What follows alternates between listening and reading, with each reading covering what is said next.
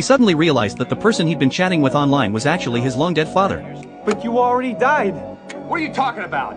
The Buxton fire. At first, when he learned that the stranger lived in the same district and on the same street, he thought it was just a coincidence, until he heard the childhood nickname his father used to call him. Hey, little chief.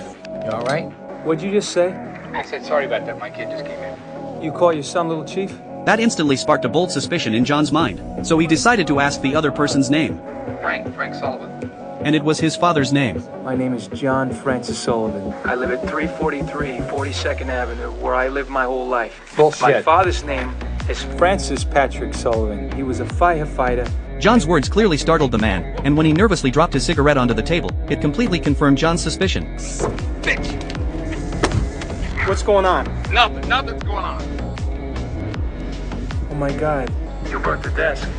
I can see it. John suddenly remembered that his father, a firefighter, had died in a rescue mission 30 years ago. If he could somehow use this old radio to save his father back then, maybe their family could be reunited. The Buxton fire.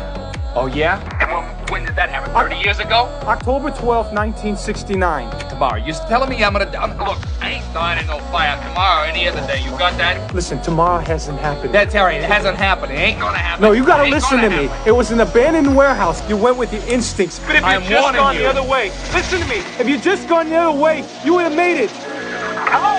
Just then, the radio connection abruptly cut off. But that brief conversation had stirred something deep within both father and son. Sure enough, the next day the fire department received a call. The location was the very same abandoned warehouse John had mentioned the night before. We have a 3 and 2 response, ladder 93. Your first due, box 280, is reported to be an abandoned warehouse at the foot of Water Street and 3rd. Frank couldn't help but worry whether he was truly destined to die in that fire. His face was full of unease on the way to the scene. After a brief inspection at the scene, everyone was just starting to feel relieved that no one had been hurt when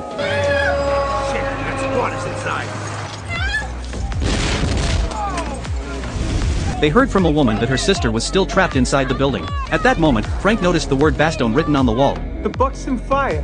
But he still chose to rush into the burning building to save her. Soon, he found the unconscious girl, but just as he was about to use the ladder to evacuate, What the hell is going on?